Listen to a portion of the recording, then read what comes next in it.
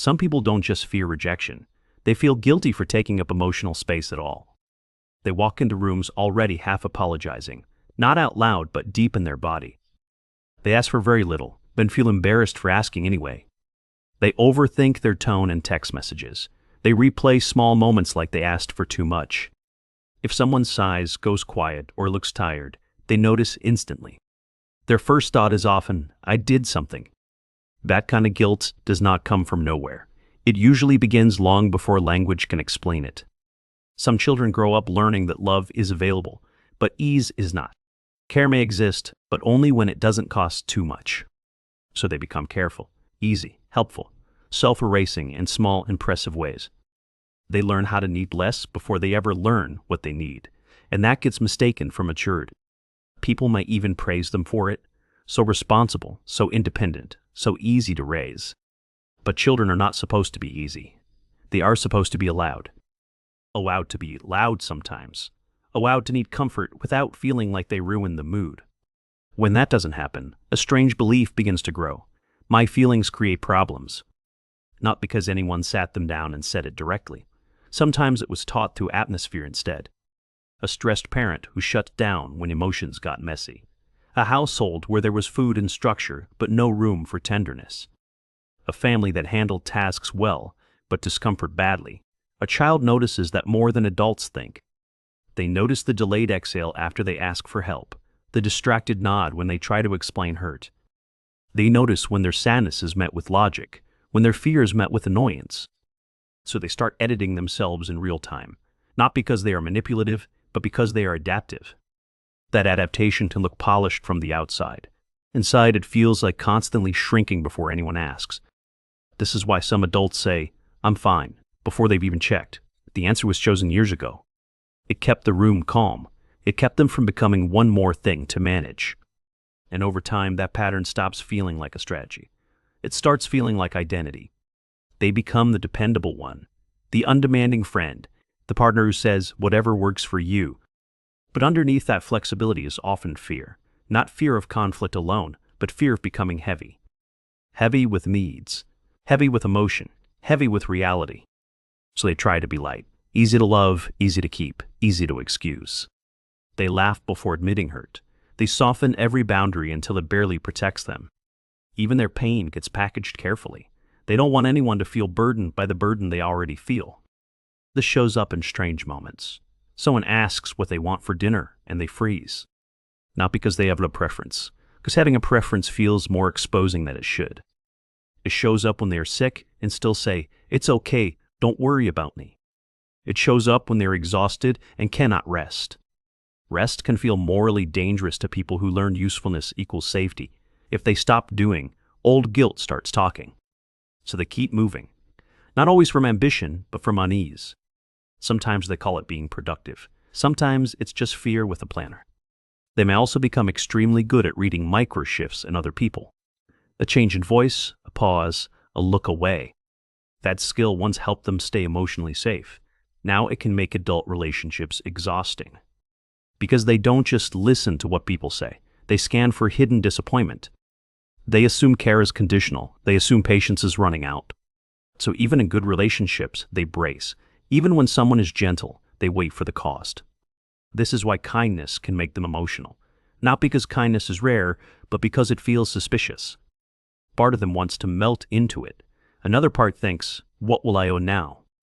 That question is older than the current relationship. It comes from places where receiving was never simple. Maybe help came with resentment. Maybe comfort came with guilt. Maybe attention came only during crisis. So now they would rather struggle quietly than risk becoming inconvenient. Silence feels safer than asking. And when they finally do ask, they often apologize first. Then again, after the person says yes. You can hear the old training in that apology. "I know this is too much. I know I should have handled it alone." Sometimes nobody in childhood was openly cruel. That makes this pattern harder to name. The wound can come from what was missing, not just what was done. Not being harmed is not the same as being emotionally held. A child can have clothes, school, birthdays, and still feel deeply alone inside their own experience. Neglect is often quiet like that. It can look like being comforted with solutions instead of presence. It can look like being fed but not felt. It can look like adults who loved you but could not join you emotionally, so you learn to leave yourself first.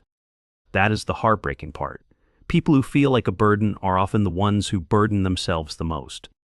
They monitor their words. They police their tears. They make themselves smaller before anyone else has the chance.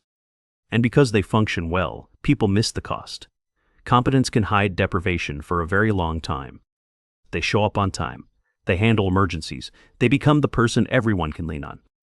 But when they fall apart, they do it in private, usually after being strong for too long. Sometimes it happens in a parked car, sometimes in the shower, sometimes while answering "How are you?" with a smile they can't feel. They are not weak in those moments. They are finally reaching the edge of a role that never fit naturally. Being overly responsible as a child is often admired in adulthood. But early strength can be a disguise. It can hide grief. It can hide the fact that no one asked who held the strong one. Many of these adults were praised for not causing trouble. What nobody asked was why they were so afraid to. A child who never complains is not always content. Sometimes they already know complaints disappear into air. A child who handles everything alone is not always gifted. Sometimes they just stopped expecting anyone to come. So later, when love arrives in healthier form, it can feel disorienting. Not beautiful right away, but confusing. They may pull back when someone cares consistently. They may mistrust softness because it reaches places they had to numb. They may think, "I don't know how to be with someone who isn't asking me to earn my place." That can feel terrifying. Because if you are valued for being low maintenance, then being fully known feels risky. What if the real you is too much? Too emotional, too needy, too layered, too human? But that fear says more about your training than your worth. It is memory speaking in the tone of truth. There is also a specific loneliness in this pattern. People may love you and still not know you very well.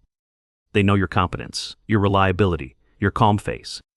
They may not know how often you panic after expressing a need, or how guilty you feel resting while someone else is busy. They may not know that being asked, "What are you feeling?" can make your mind go blank. Not because you feel nothing, but because you were trained to bypass it. Some people think emotional awareness means having strong feelings. Often it begins much earlier than that. It begins with permission to notice an inner signal without judging it as inconvenient. If that permission was missing in childhood, adulthood can feel strangely delayed. You might be fluent in responsibility and behind in self-contact. You can organize a crisis, comfort a friend, and still not know what you need on an ordinary Tuesday. That gap confuses a lot of people. They think, "I'm capable, so why do I feel so lost?" Because capability and emotional permission are not the same thing. The burden feeling also shapes the body. Tight shoulders, shallow breathing, a stomach that braces before conversations.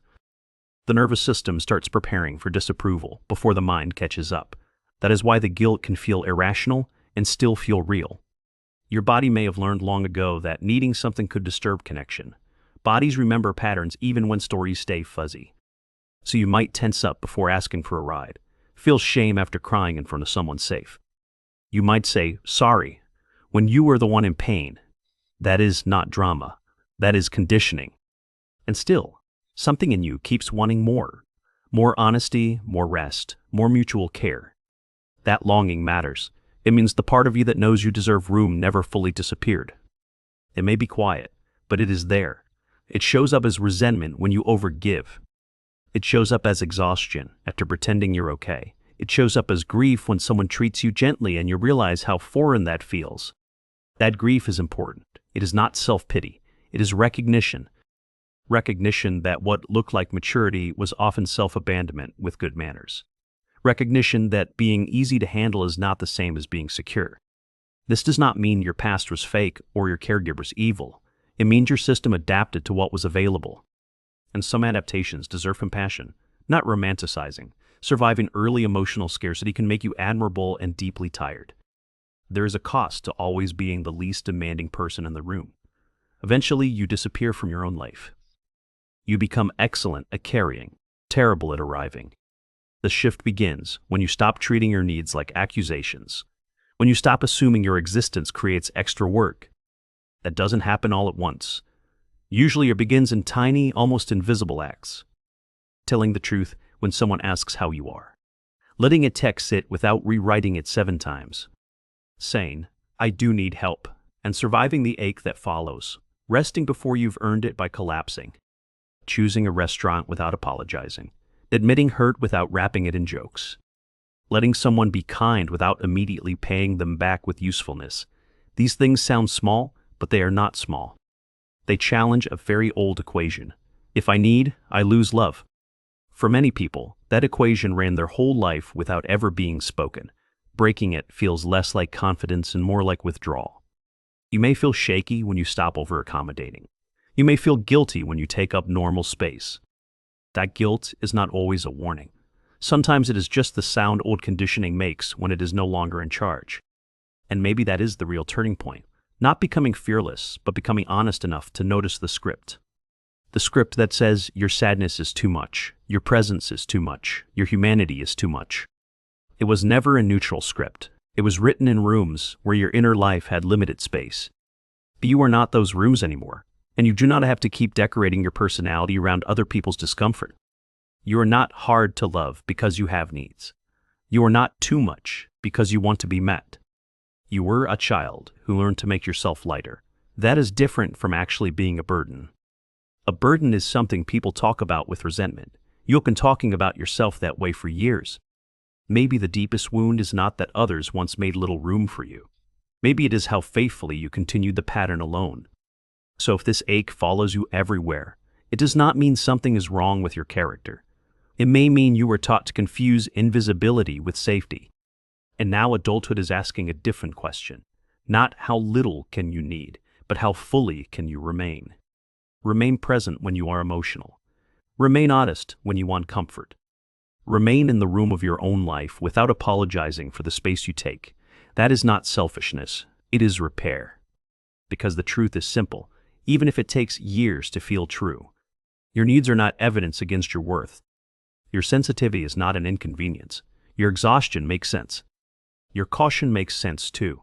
It was built by experience, not weakness. But the part of you that still believes you are a burden for simply existing deserves a gentler answer now. Not because it is dramatic, but because it has been scared for a long time. You were never meant to earn your right to be here by being undemanding. You were always supposed to be a person, not a problem. And maybe healing begins there, and finally understanding that taking up space is not the same thing as causing harm. You can be tender, complicated, tired, honest, and still deeply lovable. You can need things and still belong. So the next time that old guilt rises just because you asked, felt, rested, or existed, pause before believing it. That voice may be familiar, but it is not the whole truth. The whole truth is quieter and far more freeing. You were not too much. You were just taught to disappear, and that is not the same thing at all.